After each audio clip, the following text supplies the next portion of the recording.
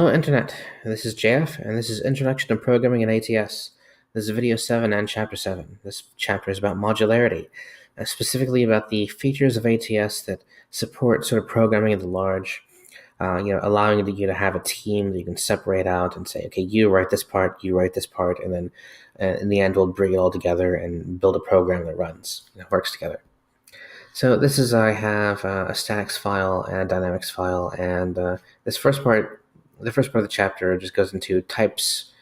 Types is a form of specification. So functions have types. Functions have functional types. So I could have written, so in this in7.stats file, I just specify one function. I have an interface of one function, which is fact. So fact takes an int and returns an int. And in fact, I'm doing a type def so I can have like a bunch of these, a bunch of functions that are all the same. Or I could have done it like this, fun fact, that. Or indeed, I could have, instead of having it in a separate file, I could just put it right in the dynamics file and just said, okay, extern fact, extern fun fact. And the extern it allows you to set an interface for something, even if you go and immediately implement that thing. All right. And another thing to notice is that ATS allows you to be very, very precise with your types, which includes being very precise with function types. In fact, any kind of like if you just have like a single type, like type def something interesting, if you just have an int there, then you're limited in what you can say about it by itself in an interface. But as soon as you have more than one int, or more than one type, like if you have a combination of types or you have a function of types, then there are a lot more possibilities of what you could say about this, because you can start creating relationships between them. In fact, you can say these are not just let's say I have not only does this function take two ints, but it takes two ints that have to be the same int for no reason. Like, okay. And also has returned the same int. This is an odd interface. Like, why would a function take two of the same int and then return that same int? But it's definitely a very, very precise interface. Like, you can't do what I did here and define a factorial function that actually just multiplies the number by itself. All right. That still works. All right, so yeah, factorial 5 is obviously 25. So look, that's how I defined it. Okay, so he talks about this a little bit. One thing is that you don't have to say fun fact. You could say, let's comment this out for a moment, and say extern val fact, and it's the same interface. That works. And can you do something like val x equals fact?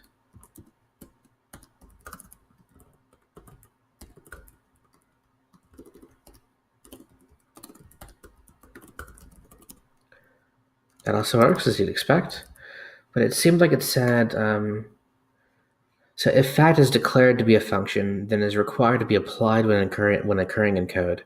If it's declared to be a value, then there's no such restriction. So does that mean if I don't say extern val and in fact say extern fun, does it mean I can't do that? This val x equals fact, because I'm not applying it here.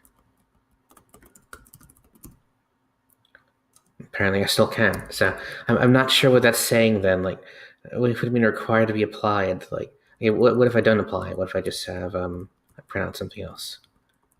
Is it going to complain that I'm not using that? No. So I don't really understand that part of it. Anyway, you can say val as well, and also you can implement like this is like the value of this is obviously a function type. But you can also say extern val special number, and it's an int, and I can go on and say I'm going to go ahead and implement that. Implement special number as 42. I want to get the x of that. Oh, special number. That works as well.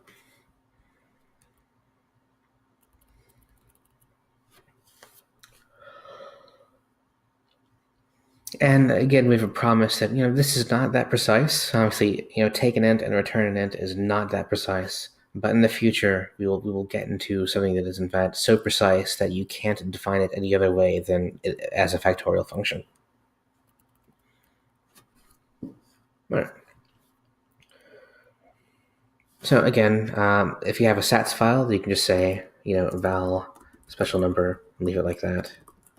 Let's go back to style loading this.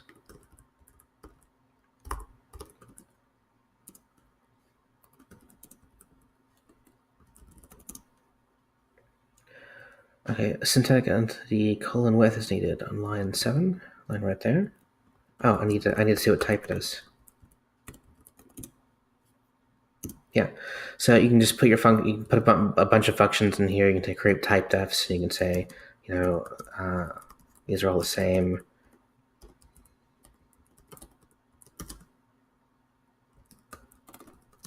This meta function attack. In fact, its interface is that it takes two functions, fact-like functions, so two int-to-int functions, and then it returns an int.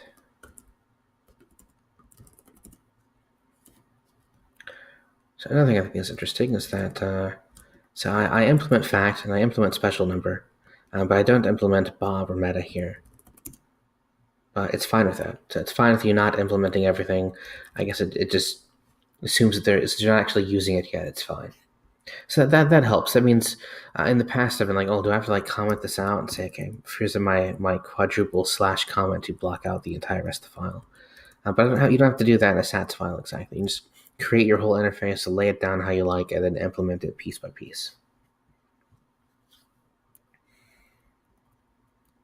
And he points out that if you do have an implement, you don't have to pass. You can specify types like this rather than just say implement fact in equals whatever. You can say okay int here and int there, but you should do that. You don't have to, and it kind of robs you of a lot of the tersity that this interface gives you, and also it creates problems. And what happens if you go and later change the interface? Now you have to go back and change the types here as well as changing code possibly. So an example of an interface for value, we've got one of those already. Then we have an interface for a polymorphic function. It's the same as an interface for anything else, any other function, and an implementation for it. And he points out that you don't have to have. So once again, you don't have to say what type these are because that's implied. But also, you don't have to mention the polymorphic arguments at all if you don't use them. And then an interface for a template.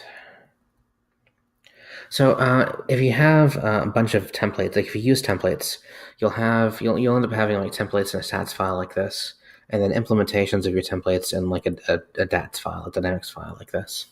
But the users of your templates need to have both of those. So you'll see stuff like say something is using IN7.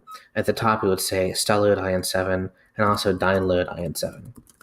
And actually, not download, stylload in7.dats. So it statically loads both of them to get the templates that it needs. If you forget that, then you'll have really terrible errors. All right. It is standard practice for a programmer to first design interfaces for the functions to be supported in a package before actually implementing any of these functions. Yeah, just as when you get used to data types and algebraic types and really nice type systems, you might do a lot of programming where you don't actually write any code, but you just write a bunch of type definitions down. You can do the same thing with an interface and for a sats file for ATS. So let's write down all the functions I want to define and the interface I want for this module, and then go and implement it. Please remember that a superb implementation of a poor design cannot make the design any better. Therefore, testing a design before actually implementing it is often of vital importance. That's testing it, I guess, not exactly in the sense of TTD, test-driven development. Not exactly in that sense. More think it through. So, static and dynamic ATS files. We've mentioned these a lot, but here we actually get to them in the book. So, as the name suggests, stats is for static content, and DATS is for dynamic content. And hats is for there's no word that makes that nice, but it's for header files. For instance, foo.sats is a name for a static file, while bar.dats is for a dynamic one. A static file is often referred to as a sats file, and it usually contains interface declarations for functions and values, data type declarations, type definitions, and so on. So the primary purpose of a stats file is for allowing its content to be shared among other ATS files, either static or dynamic. So the usual meaning of a header file in C is what a static file is in ATS. So it doesn't have code. If you can compile it, but it's not going to emit code. It's not going to emit stuff that you run usually. It's just information that the ATS compiler needs in order to in order to determine, okay, what does this fact actually mean? What are the types here? And also to help other callers of it. So even though I'm statically loading it just to implement it, if this were like a really interesting module and it had lots of users, I could just say, okay, style load in7.sats, and then go on to say, oh, I want to fact my special number, yeah, or I want to define n to be the fact of special number and go on and do stuff. And of course, this wouldn't actually run without without eventually being linked with the DATS file. But the point is, ATS can compile this file, this separate user of in7.sats, and can compile it and know what all the types are and everything without having to have the actual code there.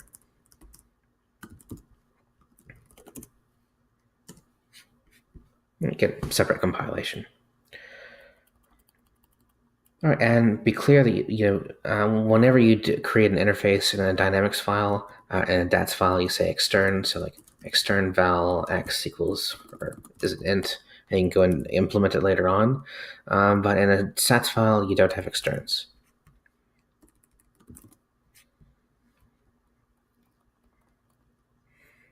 All right, here's an example of an Ackermann function.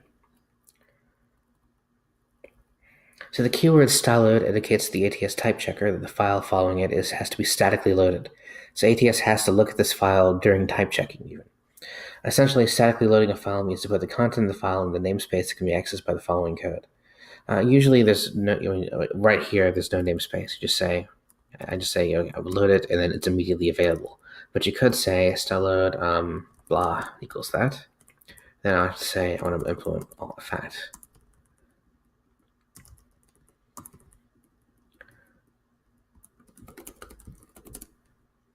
And that works.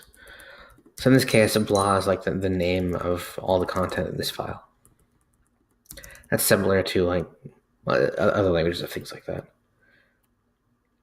All right, and it's important to note that static loading is different from plain file inclusion.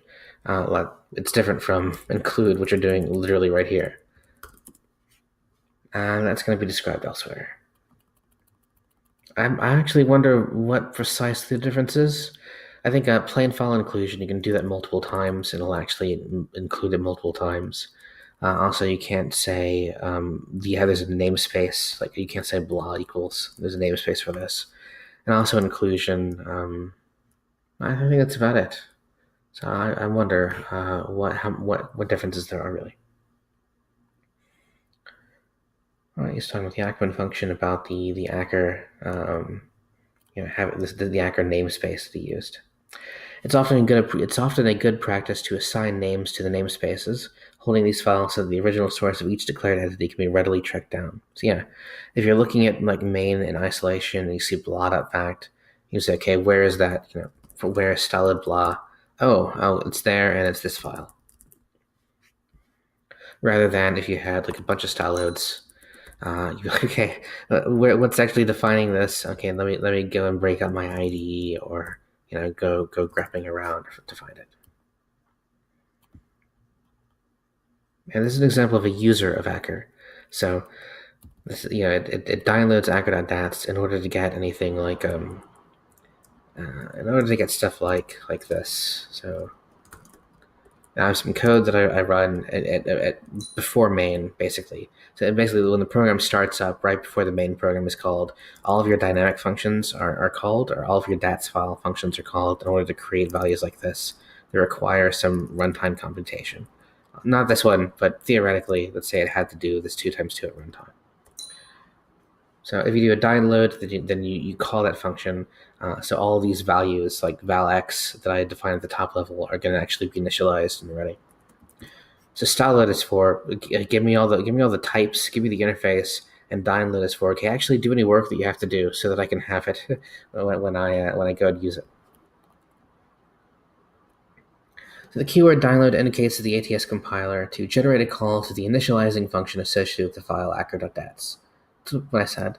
And if you don't do that, and you have to do that, then you'll get an error.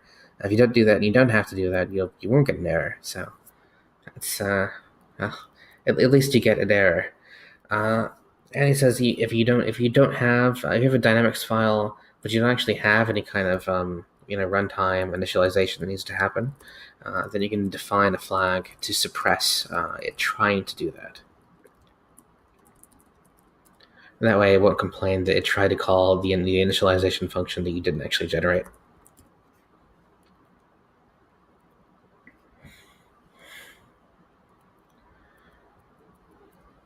All right, the function assert lock verifies at runtime that its argument evaluates the Boolean value true. Yeah, so assert.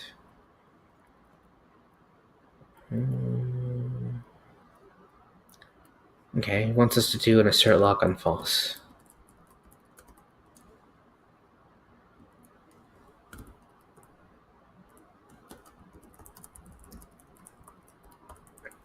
That's not very typed very well. What?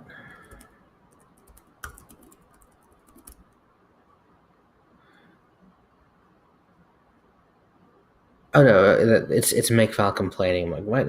Is that an ATS error? Like, no. It said, what did it say? Is it?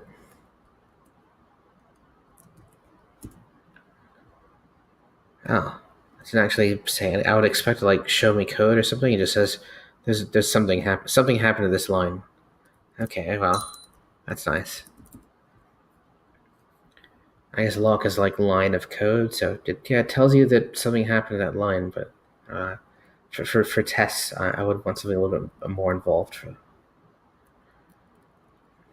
And then it points out that you don't have to have your sats file separately from your dats file. You can just put it all in one file and then put extern in front of your interfaces. But then, of course, this makes it a little bit more difficult to use.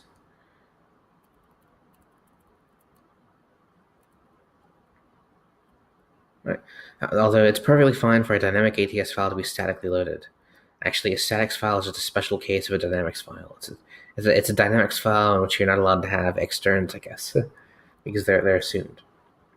All right, so now we have generic template and implementation. So interfaces for function templates are mostly similar to those for functions. For example, the following syntax declares an interface for in a dynamic file. The following function declares an interface in a dynamic file for a function template of this name. Okay, yeah. This is fold left using templates to tell it, what actually types to use. Yeah, over a list of whatever. Huh? Okay, so the accumulator is your first argument here, and your list is going into your second argument. That's probably part of the definition of fold left, but whatever. All right. Again, we've kind of said all this. The implementation of fold left.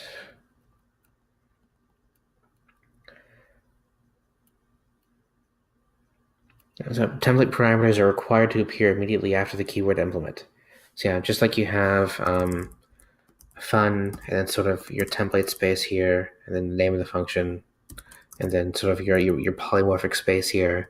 The same thing it's with implement. It's implement your templates, and then your name your function, and then any polymorphic things like that. It's very similar. So this part of it here, A, B, and C, are all template arguments.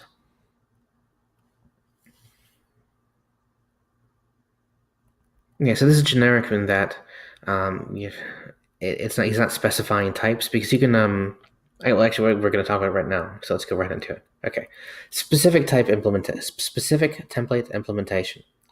So rather than Implementing an interface for a function template specifically means to give an implementation for a fixed instance of the template. So what you're saying you can only use this template implementation for specific types, which it says right here. So you have a template that says, here's like generic equality. Like, give me a type, and then I'll say whether two values of that type are equal to each other or not.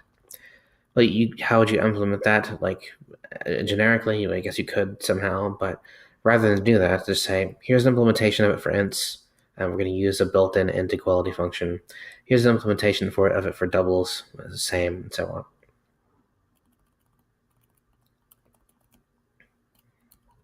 And he points out that you could just, I think a generic implementation would work here just fine because we already have the equality symbol that's overloaded.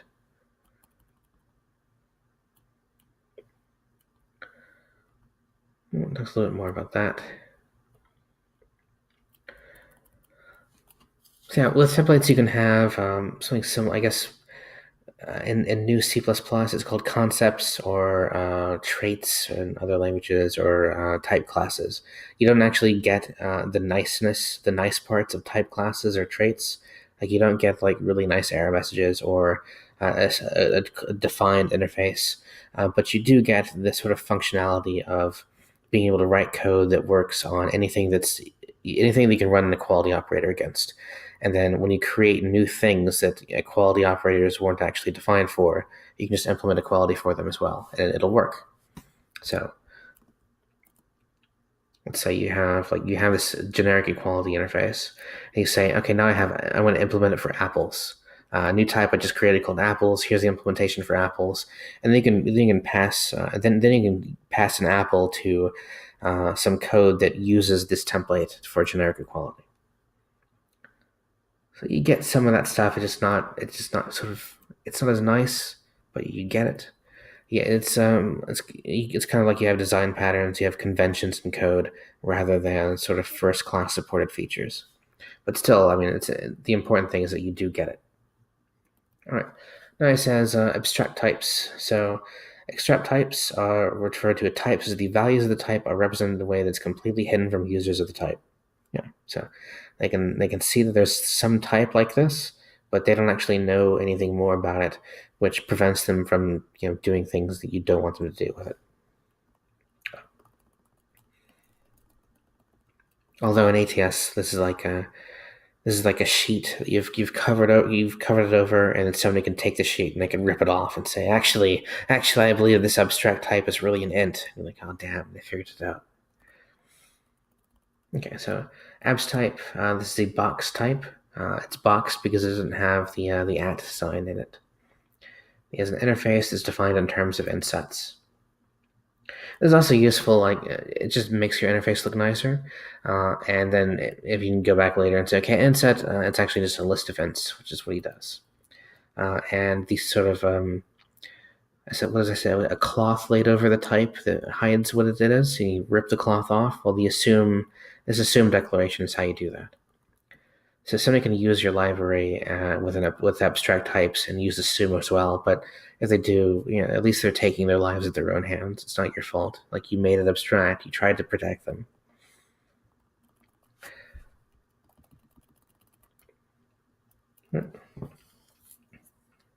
He talks a little bit about assume here. And of course, you need assume when you actually, like, if you have like an abs type foo here, and then you have a bunch of functions on foos. Well, when you go into actually implement those functions, of course, you can't just keep having it be abstract in your own code. You have to say, okay, actually, I know what foo is. Foo is a tuple of floats. There it is. All right, now we have an example of a package of irrationals. So we have a rational type of unknown size. That's the at sign means. He says, okay. He says it's abstract, but also it's a pair of ints. The problem with the declaration is that it is too abstract, as there is not information given about the size of the type rat. The ATS compiler does not even know how much memory is needed for storing a value of type rat. However, the programmer should not assume that such a form of declaration is useless. There are realistic circumstances where you don't even know. But for now, let's declare an unboxed abstract type as follows. So it's unboxed and abstract, but it's also a pair of ints. This declaration simply informs the ATS compiler that the representation for values of type rad is the same as the one for values of the type int and int. However, this information is not made available to the type checker of ATS.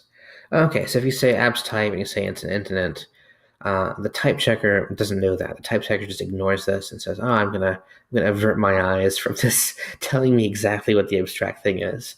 But the compiler is going to say, "Oh, okay, I know how to handle a pair of ints. I know how to handle like tuple types like this. So I'll just make a struct, and all of your code that gets generated will have this."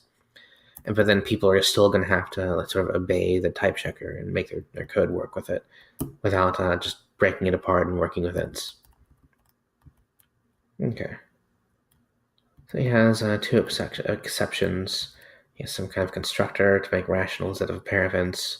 And then he has a bunch of rational functions. And this is what sats files can look like. It's just, okay, here's just a bunch of functions. Here, name, and then here are their functional types like this.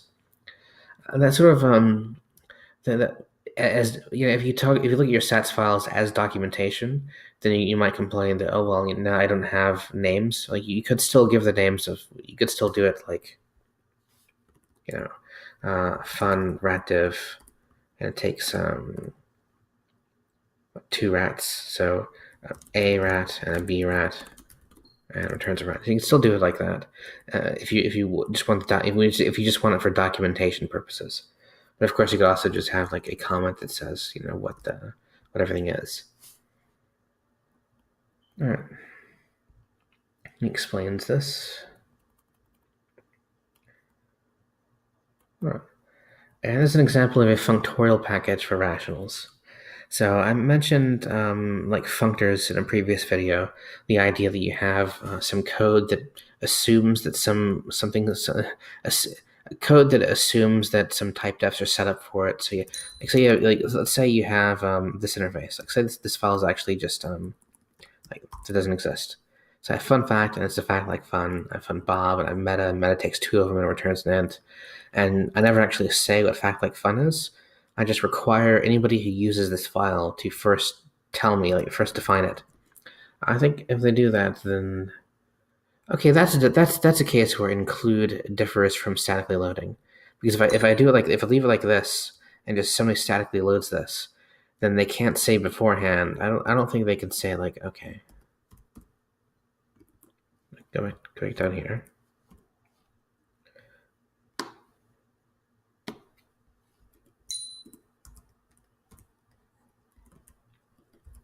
Even then, I'm putting it in a separate interface. Copying and pasting is not working the way I want. What is that? Why is that green? There we go. I apologize for the green on the screen now. But I don't think you can like type def it like this and then make that actually work. Apparently you can.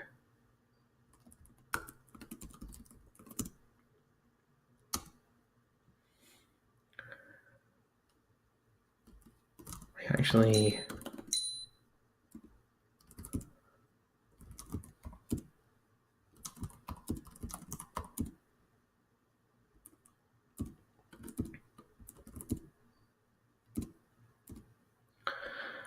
so statically loading blah.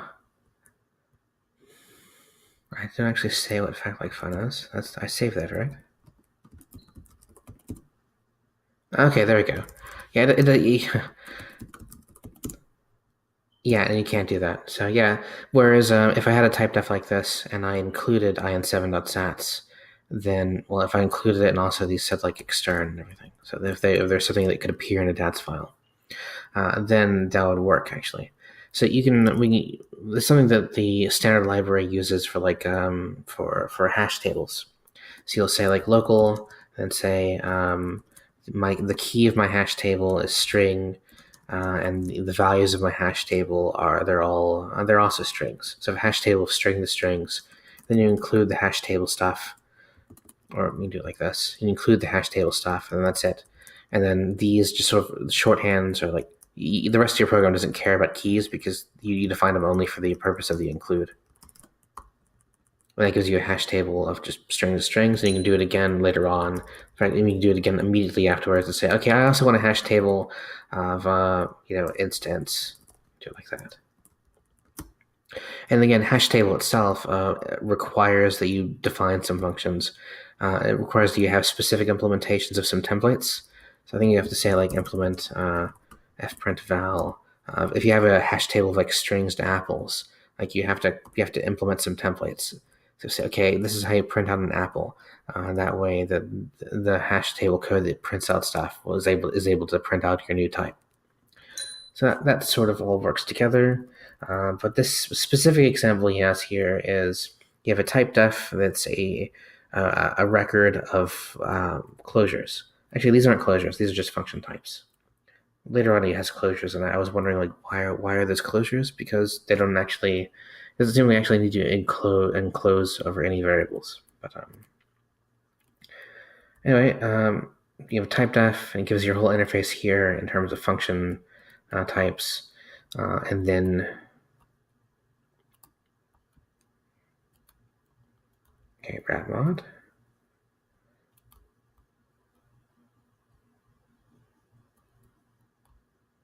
Very similar. Okay, this is the code that kind of shows this off. So you have a wrap mod make int mod. You pass it an int, and it'll create it for ints. If you do it again, you say wrap mod make int mod. You pass it. You say, okay, I want to create it for doubles now. So you can give it like this function right here takes this record and returns a record that uses like the functions in the record that it returns use these functions. So actually, that's probably why it's lambdas in the case of this wrap mod thing. So it allows you to sort of define interfaces and then pass them the functions that return interfaces, and you can actually use those in your actual code. So it looks a little bit object oriented, but really what it's about is just sort of functorial interfaces. All right, that is. I think you can see this example in the book, and I think I'll probably have a separate video where I talk a little bit more about this because this is kind of cool actually. When I first saw like kind of records and records of lambdas, like why would you do that exactly? But and you see that in the standard library, it doesn't do it everywhere. The standard library doesn't use this in every case where you have sort of functor like stuff. Like again, it's for a hash table, it's local type def and item. It's not local. Here's a function that prints out keys for you, and it requires you to have a specific implementation of a template. It doesn't say give me a function that prints out your apples. So all right, I'll just have another video that shows off this a little bit more, and that is the end of the chapter and the end of this video.